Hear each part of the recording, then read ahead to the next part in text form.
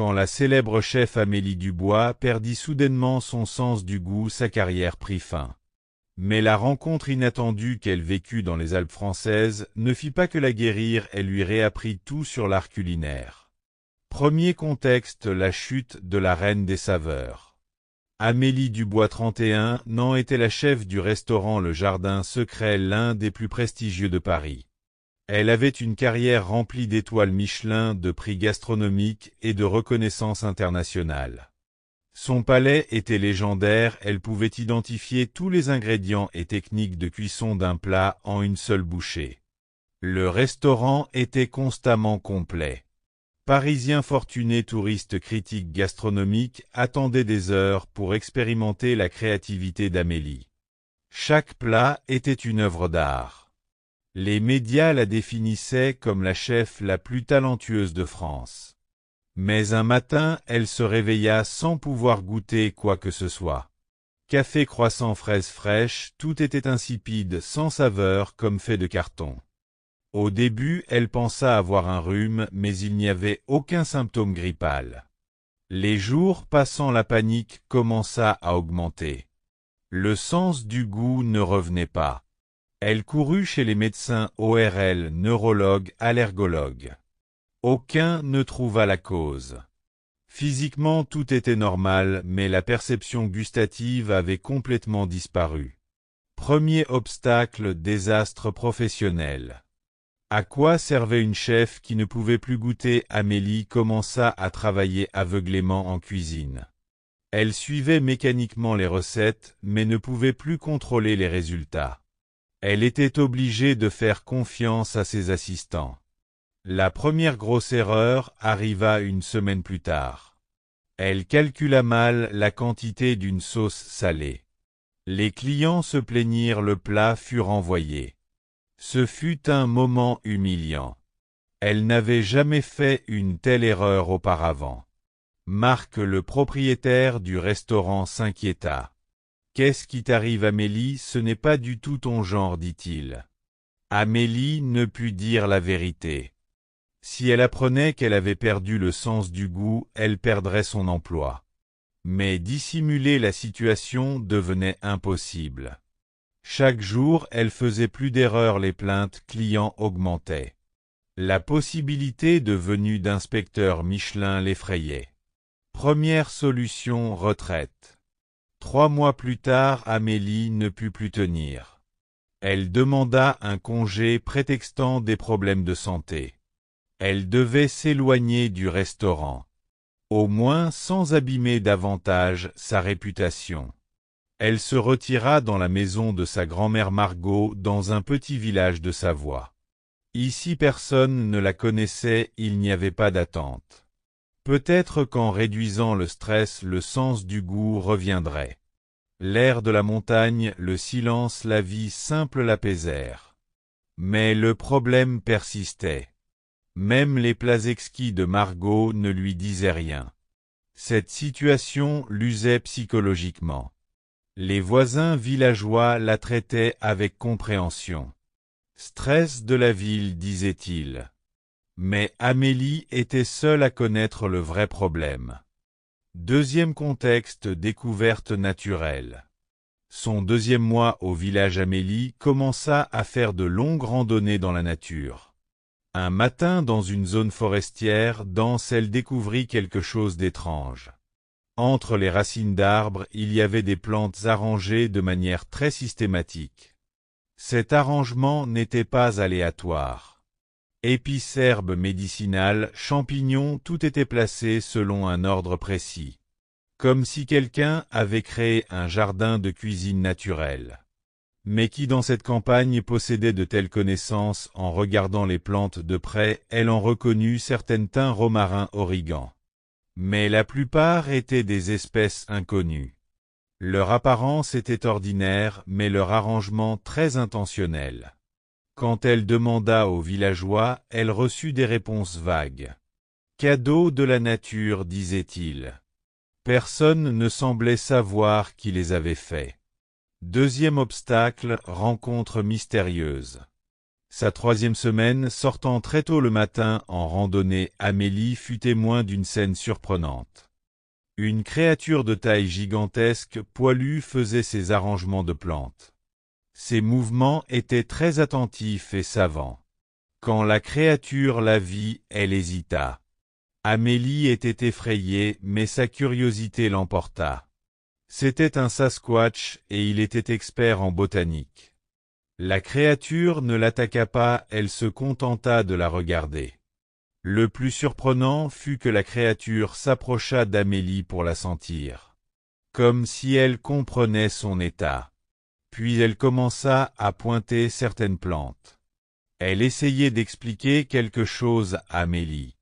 La créature combinait diverses plantes et champignons, créant des mélanges complexes. Ce processus était comme un vrai laboratoire de chimie, mais avec des matériaux entièrement naturels. Deuxième solution, construction de confiance. Les jours suivants, Amélie continua à observer cette créature. La créature semblait s'être habituée à elle l'avoir acceptée. Elle essayait même de lui enseigner des choses. Ce que faisait la créature n'était pas seulement du jardinage. Combinaison de saveurs, méthode d'extraction d'arômes naturels, chimie végétale, elle apprenait des techniques qu'elle ne connaissait pas du tout. La créature lui montrait comment harmoniser les plantes, quelles combinaisons créaient des goûts spéciaux. Malgré son incapacité à goûter, Amélie commença à absorber ses connaissances. Le plus important fut que la créature lui apprit à travailler avec les odeurs. Même si elle ne pouvait pas goûter, son sens de l'odorat fonctionnait encore. C'était une nouvelle approche. Troisième contexte, compétences alternatives. Avec les enseignements de la créature, Amélie commença à développer une compréhension culinaire différente. Elle apprit que ce n'était pas seulement le goût qui était important, mais aussi l'odeur, la texture, la présentation visuelle, même le son. Elle commença à faire des expériences dans la cuisine de grand-mère Margot. Elle utilisait les combinaisons de plantes que la créature lui montrait, essayait de nouvelles techniques. Elle ne pouvait pas goûter les résultats, mais les odeurs étaient magnifiques. Margot remarqua ce changement. « Tes plats sont différents d'avant » dit-elle. Plus naturels, plus riches. Malgré l'incapacité d'Amélie à goûter ses plats, c'était d'une certaine manière amélioré. Cette découverte lui donna de l'espoir. Peut-être pourrait-elle faire de la cuisine sans être dépendante du goût. La créature lui apprenait à utiliser d'autres sens. Troisième obstacle, questionnement d'identité. Mais il y avait une question profonde, quelqu'un qui ne pouvait pas goûter, était-il vraiment chef? Toute l'identité d'Amélie était basée sur sa capacité supérieure concernant les saveurs. Sans cela, qui serait-elle? Ce que la créature enseignait était magnifique, mais cela ne lui appartenait pas. Elle réussissait avec la connaissance d'un autre être. Était-ce honnête? Avait-elle un vrai talent? Les souvenirs de saveurs oubliées revinrent. Les tartes de sa mère dans l'enfance, le sentiment de réussite de son premier emploi de chef le jour où elle reçut l'étoile Michelin, ne vivrait-elle plus jamais cela? Elle comparait sa vie passée à Paris avec sa situation actuelle. Prestige, médias, reconnaissance, tout cela était-il vraiment important? Troisième solution, redéfinition. Amélie prit une décision courageuse. Elle développerait un nouveau style de cuisine en harmonisant les enseignements de la créature avec ses propres connaissances. Une approche utilisant non seulement le goût mais tous les sens, ce n'était pas seulement de l'imitation. Elle créait quelque chose d'original en combinant les connaissances de la créature avec sa propre créativité. Gastronomie multisensorielle, art culinaire englobant tous les sens, elle commença à préparer de petits repas expérimentaux au village. Elle les servit aux villageois. Les réactions furent étonnamment positives. « Nous n'avons jamais goûté de tels plats » disait-il. La créature aussi semblait lui donner son approbation. Cette nouvelle approche était une cuisine plus en harmonie avec la nature, plus holistique. Quatrième contexte, nouvelle mission. 6 mois plus tard, Amélie s'était transformée en une chef complètement différente. Même si elle ne pouvait pas goûter, elle avait une compréhension culinaire beaucoup plus riche. Elle décida qu'il était temps de retourner à Paris.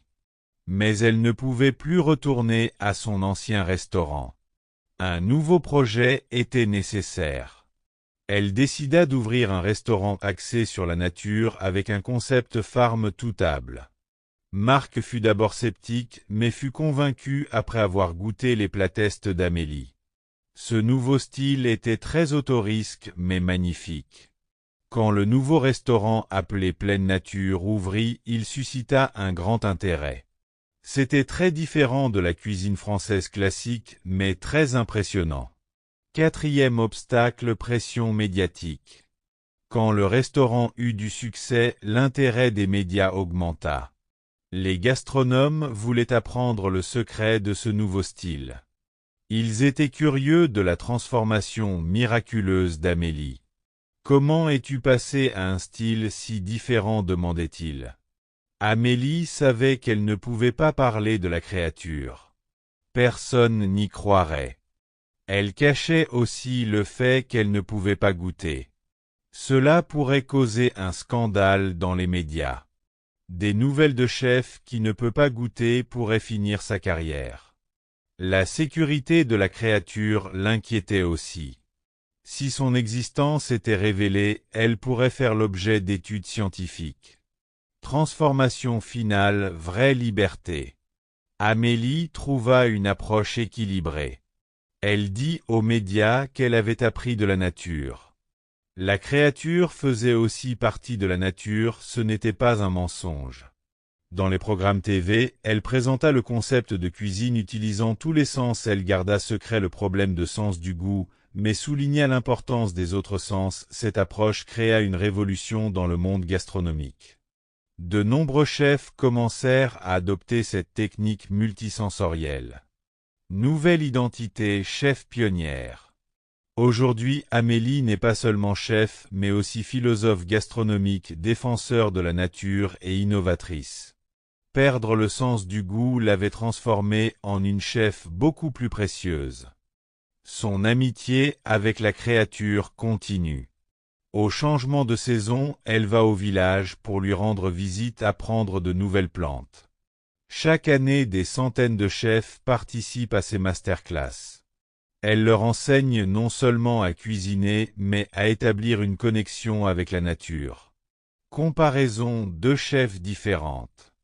Amélie initiale axée seulement sur le goût égocentrique, dépendante des médias en compétition axée sur la ville technique, en quête de prestige, succès individuel coupé de la nature. Amélie transformée, approche multisensorielle, humble axée sur le sens collaborative, connectée à la nature philosophique, en quête de valeur, contribution sociale intégrée à la nature. L'expérience d'Amélie montre que parfois les plus grandes pertes sont le début des plus grandes découvertes.